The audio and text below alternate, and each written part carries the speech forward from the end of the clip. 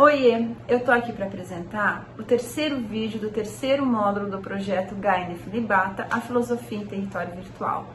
Esse terceiro módulo tem como tema o si mesmo, identidade e diferença no coração da subjetividade. E nesse terceiro vídeo, a professora Cristina busca introduzir a ideia de identidade narrativa e aborda a centralidade das relações entre vida e narração, segundo o filósofo francês Paul Ricoeur. Ela explica ainda cada uma das três mimeses, prefiguração, configuração e refiguração, mostrando como se imbricam o vivido e o narrado em cada um desses momentos. Se inscrevam no nosso canal no YouTube, sigam as mídias sociais do Projeto Gaia Nefilibata e com a palavra a professora Cristina.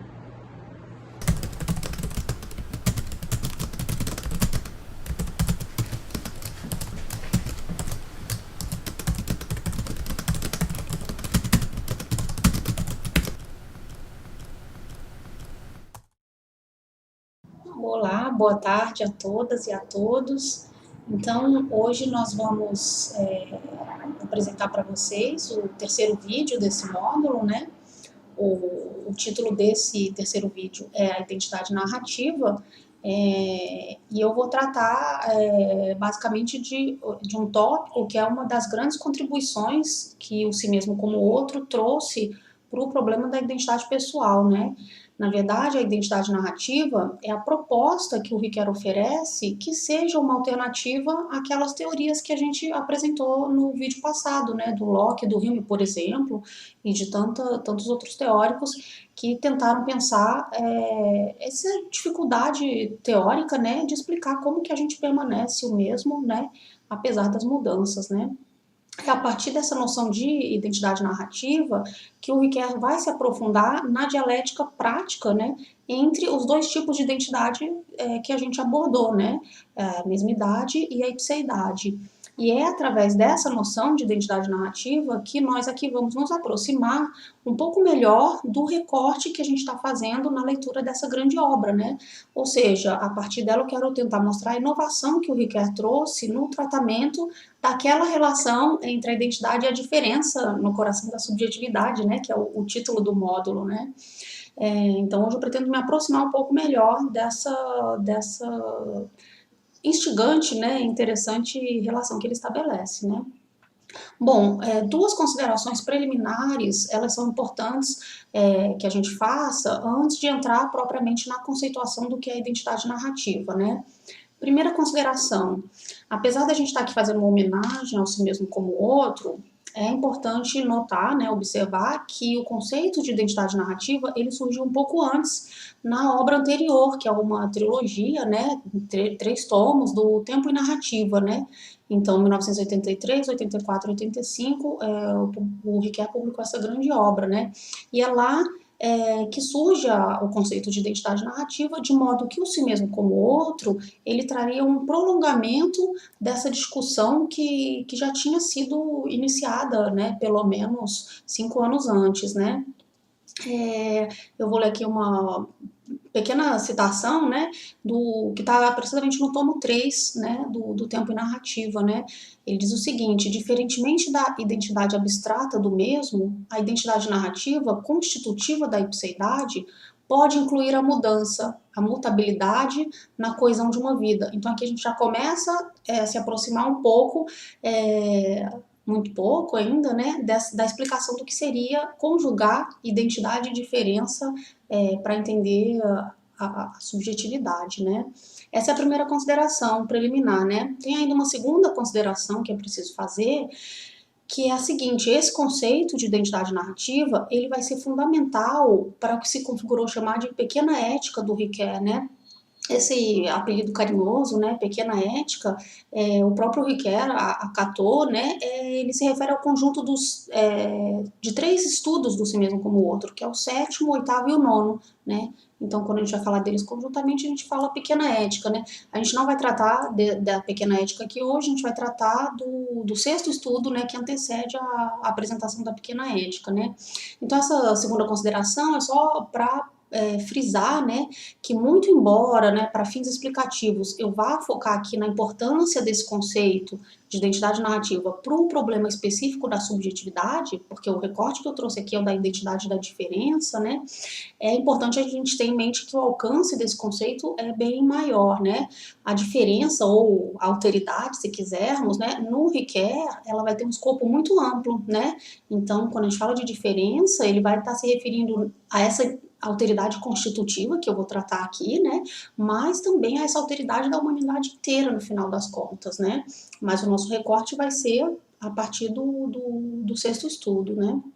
Bom, então feitas essas duas considerações muito preliminares, né, eu vou me deter um pouco na primeira, né, então só retomando. Primeira consideração, as origens do conceito, né, a noção de identidade narrativa, ela é anterior ao si mesmo como outro, e a segunda consideração diz respeito às visadas do conceito, né, esse conceito vai ter implicações muito além da ideia de sujeito, né, mas vai ter uma ressonância ética muito forte, né, e eu vou me deter na primeira, né, mergulhar um pouquinho mais nas origens do conceito, né, para tentar surpreender melhor a especificidade dessa proposta de identidade narrativa, né. Então vamos lá.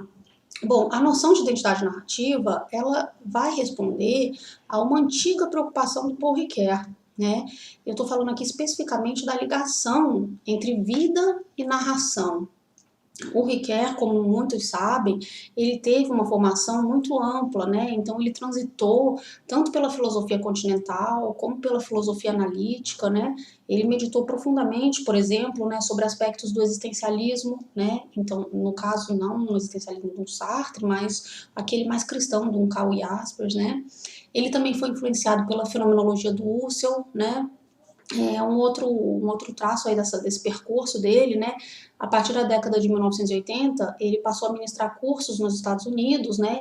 E lá ele foi provocado no bom sentido, né? Com as filosofias de Strawson, Austin, Searle, né? Então aí tem uma imagem de algumas das obras que trazem a marca desses múltiplos encontros, né? Esses diálogos muito profundos que ele travou, né? Ao longo do seu percurso filosófico, né? Tudo isso só para destacar o quê, né? Que no tratamento de vários temas, o Ricoeur sempre procurou fazer considerações que não suprimissem as interpretações válidas, né? Então, vamos dizer, né, para usar o título de uma das suas obras, né, que ele defende o conflito de interpretações, né? Então, o mote dele, se a gente puder assim dizer, é transformar as dicotomias estéreis em dialéticas vivas, né? Ele gostava de dizer isso, né? E isso falando assim de modo geral, né? Mas se a gente pegar essa delicada questão das relações, né, entre vida e narração, também não foi diferente, né? Também ele tentou transformar uma dicotomia estéril numa dialética viva, né? Então, em poucas palavras, nós podemos dizer que o Ricoeur buscou pensar a integração entre vida e narração, né?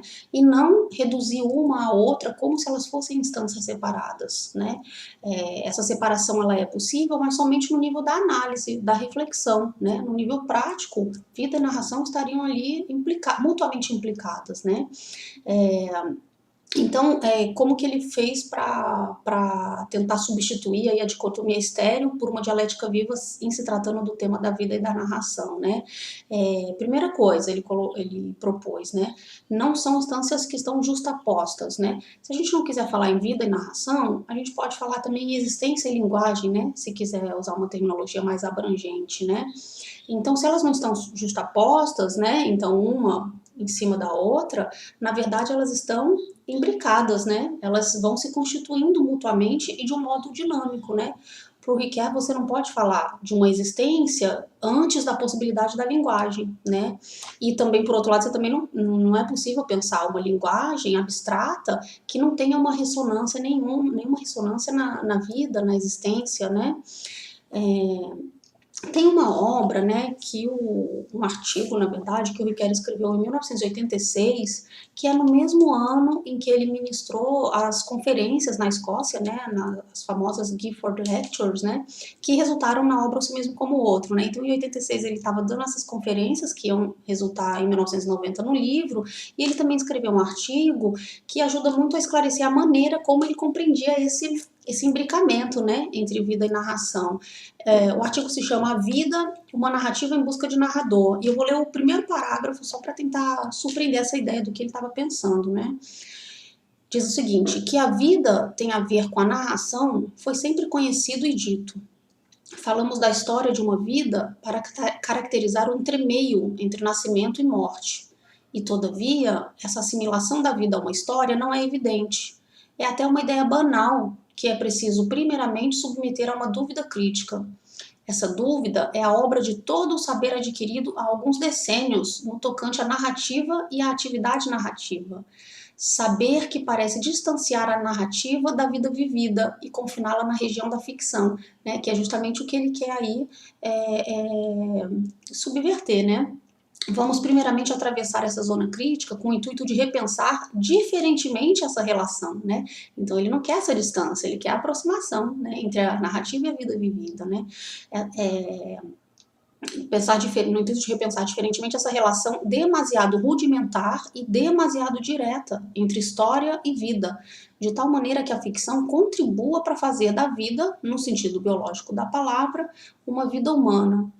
Gostaríamos de aplicar a relação entre narrativa e vida à máxima de Sócrates, segundo a qual uma vida não examinada não é digna de ser vivida. Bom, então foi pensando nessa relação de mútua constituição entre vida e narração que o Riquet nos apresentou ainda em Tempo e Narrativa, né, a trilogia de 1983, 84, 85, a noção de tríplice mimesis, né? Então, o que ele vai propor com essa ideia, né? É que a existência humana, desde as suas formas mais elementares, ela já possuiria uma abertura para a linguagem, né? E que depois, quando já advém as formas mais elaboradas da linguagem, né? A língua, a escrita, mais as narrativas, também a literatura, né? Estas formas mais elaboradas, elas vão se voltar também para a existência, então é uma implicação mútua, né? Possibilitando tanto uma melhor compreensão da própria vida, como também modificando a vivência que vai vir depois dessa compreensão narrativa, né? Então, quais são as três mimeses, né? Já que é uma tríplice mímese, né? A gente está aparecendo aí para vocês, ó, mimesis 1, mimesis 2, mimesis 3, né? A mimesis 1 é a prefiguração, a 2 é a configuração e a 3 ele chamou de refiguração. Antes de explicar cada uma delas, é preciso esclarecer que esse conceito de mimesis ele foi tomado de Aristóteles, né? Então vai interessar Riquet essa ideia de uma imitação que seja também criativa, né? E ele vai desenvolver esse conceito para pensar justamente esse modo de relação muito peculiar, esse imbricamento, né, entre vida e narrativa, né? Então, o que são essas três mimeses, né? Na verdade, cada uma dessas mimeses é um momento da relação entre vida e narração. A mimesis 1, que é a prefiguração da ação, né? O que ela seria? Ela seria a própria textura das ações, né? As ações, desde o começo mais elementar, elas já são passíveis, né, de serem transpostas numa forma linguística posteriormente, né? Então isso ali ele já identifica não tem uma vivência pura, né? A vivência ela já está desde seu momento mais elementar, ela já tem essa disposição, né, para ser absorvida por uma narrativa, por uma linguagem posteriormente. Essa é a primeira. O segundo momento, né, da relação entre a vida e a narração é a configuração do texto, né? Que momento é esse? É aquele momento em que nós fazemos para usar uma linguagem do próprio Aristóteles, né, que o Riquet retoma, agenciamento dos fatos. Ou seja, é o momento em que a gente cria uma história, conferindo a ela uma unidade, um fio condutor, né? Uma história é aquilo que pode ser seguido, né? A partir de que vivências? As vivências mais heterogêneas possíveis que compõem a nossa biografia, né? O Riquet gostava de usar a expressão mettre en intrigue, né? Colocação na forma de enredo, na forma de uma intriga, né? A partir dessas histórias, desses episódios, né? Que muitas vezes não tem uma relação muito, muito causal entre eles, né? A ordem, né, que é atribuída a esse texto já configurado, ela não necessariamente vai corresponder à ordem do vivido, né? Então, até mesmo a ordem na qual esse texto é configurado, ela difere um pouco daquele vivido primeiro, né? E aí a gente vai ter, por fim, a mimesis 3, que é a refiguração da ação. Que momento é esse, né? É o momento em que essa narrativa já configurada, ela se volta, né, para o agente, para o sujeito, e passa a afetar a sua própria vivência subsequente, né? Então, nesse momento, vão importar não apenas as nossas histórias, que a gente configurou, mas todas as histórias com a qual a gente tem contato, né? Inclusive aquelas das obras literárias que a gente leu e, como gostava de dizer o Ricoeur, né, que a gente amou, né? É importante sublinhar aqui, né, que esse desvio pelas grandes obras é uma marca original do Ricoeur na abordagem da questão da identidade narrativa, né?